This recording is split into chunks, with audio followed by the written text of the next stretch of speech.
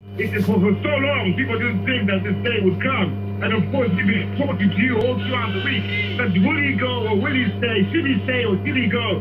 And now, this Robert Gabriel Mugabe, in charge of this country since 1980, has left, and he's left for good. Into the sunset of his life, no more about his wife, no more about his patriarchal kind of system of government, his utter dictatorship, from liberator to complete dictator. That's all in the past on this day. And there are incredible scenes around me at the moment, and we are still soaking them in. And of course, I have to tell you that as a Zimbabwean, I am just over the moon. That's what I was going to ask you next. You're a Zimbabwean, you know, sometimes the personal is political and the political is personal. And for this moment for you, what does it feel like? It feels a little bit of both. It feels like my children can come here and be free to take their cameras out of their backpacks and film whatever they want without being arrested for anything. That anyone can make a joke about the president and without being arrested for insulting the president. That the idea of freedom, you know, is really back in play in this country after such a long hiatus and hibernation. Freedom is back in Harare. Freedom is back in Harare for Isaac Enzo there. Thanks so much. And I want to go back to our David Mackenzie, who was there also on the streets when this news broke that Robert Mugabe has resigned. You're outside Parliament as well. Tell us what people are saying to you. Last time I spoke to you, you were getting a lot of hugs. That's right. It's really unbridled joy here in the downtown, right outside Parliament. This moment people have been waiting for, many of them for decades. I spoke to a leader of an activist movement just moments ago. He said, well, everyone just needs to be patient. The man will go, and less than a few hours later, he is gone. They didn't have to be patient. It took less than a week. After this iron grip on power that Robert Mugabe had, his grip on the party, the military turned on him, his party turned on him, and facing the prospect of a bitter parliamentary proceedings to push him out through the parliament, through impeachment, he clearly decided was enough and lodged his letter with the speaker to resign from his power. And this moment really is for Zimbabweans. They are celebrating the end of an era. This man was in power longer than most of these people have been alive, and now he is gone, Robin. And you talk about his grip on power, but he certainly built up a security apparatus that was second to none. Just give us some sense of what it has been like, both reporting in Zimbabwe and just living in Zimbabwe. This sort of often iron grip of fear that was very pervasive. Well, of course, for Zimbabweans, it's so much worse than for us. But when we came into this country, generally, you had to operate carefully. There's no way I could be doing a live on the street like this. There's no way people like this could be celebrating anything political. There would be tear gas and rubber bullets. But this is a new Zimbabwe, if just for a day. Robert Mugabe is gone, and over the last week, we haven't seen a single policeman doing their job. They've all melted away to their homes. The military has taken effective control. There was this prospect of a painful negotiation, an impeachment, and a humiliation of a leader that has run this country for all this time. Now, in fact, it's just like a giant release for Zimbabweans. They've been saying through the last few days to me that all they want now is for him to go, focus on building the economy, focus on all of those things to rebuild Zimbabwe. But right now, it's just a time for partying, getting on the streets and celebrating, seeing the end of this man, the end of this regime. And Harare is pretty small. You know, there's no doubt that Mr. Mugabe and his wife can probably hear a lot of these celebrations where they are. Do we know how this is going to play out? Is he going to stay? Is he going to go into exile? Do we know any sense of the deal that has been struck here? We don't know the deal he been struck. We did know from a source that the resignation was pending just yesterday, and one of the deals was immunity for him and his wife. I'm sure he wouldn't have resigned without that, but we'll have to wait and see. And you must be right, under the blue roof it's called, or at State House, wherever they've been under detention, these voices that people are screaming in the air, they must be wafting all the way to Grace Mugabe and Robert Mugabe, wherever they are tonight, and they can probably feel their power crumbling away because of the power of the people, Robert.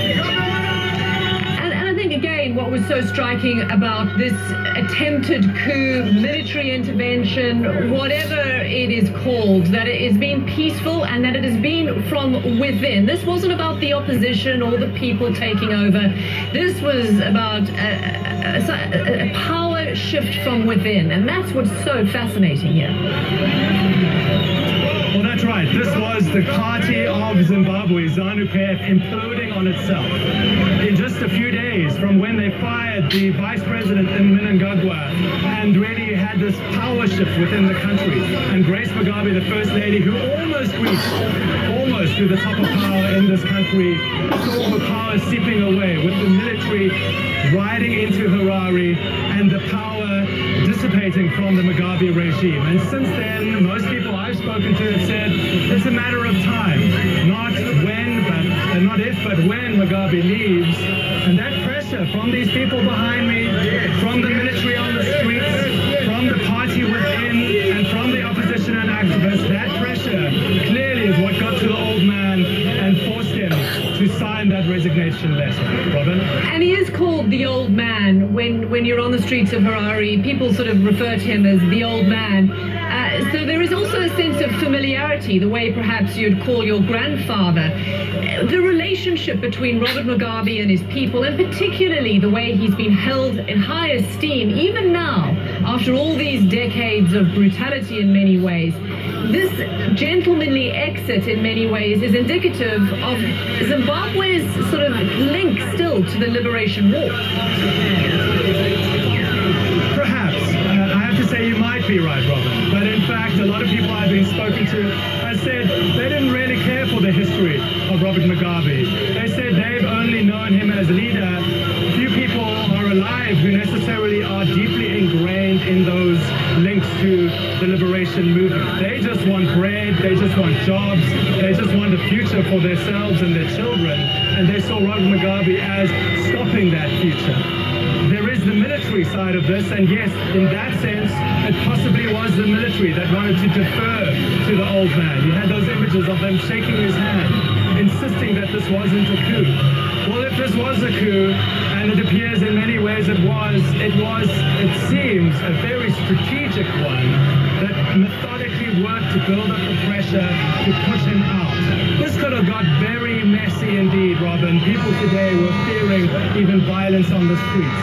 But instead you've got scenes of jubilation and scenes of happiness and a real sense from Zimbabweans that this is a new independence for them, a new way to move forward without Robert Mugabe at the helm. Robert? It sounds like the gentlemen surrounding you, listening to you talk, are agreeing with you, saying yes. Can any of them speak to us? Can you speak to us? I know y'all Negroes think the CIA did that, but them black people look awfully fucking happy. What do you feel about tonight? It's a new independence. We are so excited and we are very happy. We feel liberated. Thank you. And what do you expect? Did you expect he would hold on to power? Does this surprise you? No, we didn't expect that, but we expected the signing. What about you, sir? What do you think about tonight? We think that this is the work of God. God supported us. We were in crisis for a long time, and this is the new Canaan for Zimbabweans. It's a new dawn. Yes, sir. Yes, This is the new beginning for Zimbabwe. Let's work together for the betterment of Zimbabwe. People of Zimbabwe start for long. Let's work together and make sure everything is accountable in the government of the new president, the formation of the new government. And that I'm hearing a lot, Robin, which is from people that today is a day to celebrate, tomorrow is a day to rebuild, and you have gotten a sense that the people are coming together, at least for now, and there's real momentum to try to solve the deep problems that Zimbabwe has had because of the reign, they say, of Robert Mugabe. And also, I mean, many of these people that you're speaking to are so happy, so eloquently expressing it, but it's been tough for them. And again, just reiterate what this means, the end of an era, but yes, the possibility of bread and jobs, as they say. How hard has it been? It's been really difficult. You had hyperinflation several years ago that really hammered people's life savings. The local currency became worthless, and since then, you've really had the country limping along from election to election. And then it came to a point, really, that the economy just couldn't pick itself up anymore. And that's one of the pressure points, I think, that have really caused Robert Mugabe to fold tonight, that he had no angle to weasel or move out of. He was cornered politically and by the military. That is why he is left. And we also understand that it is the old guard that retains power, and many have said that the reason they took over was to essentially keep the taps running, keep these lines of patronage that had been established still going. A Grace Mugabe presidency might have threatened that. Well, that is true, and that's certainly one of the criticisms of Grace Mugabe. She was known as Gucci Grace, right? Yes. Gucci Grace, because of those shopping trips she liked to take to Dubai and elsewhere. So yes, there was a sense that was really a step too far for the people of Zimbabwe.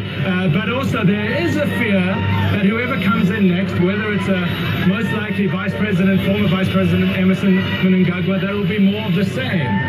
But he has said he wants all Zimbabweans to work together now from all parties and persuasions to really come in and help rebuild this country peacefully.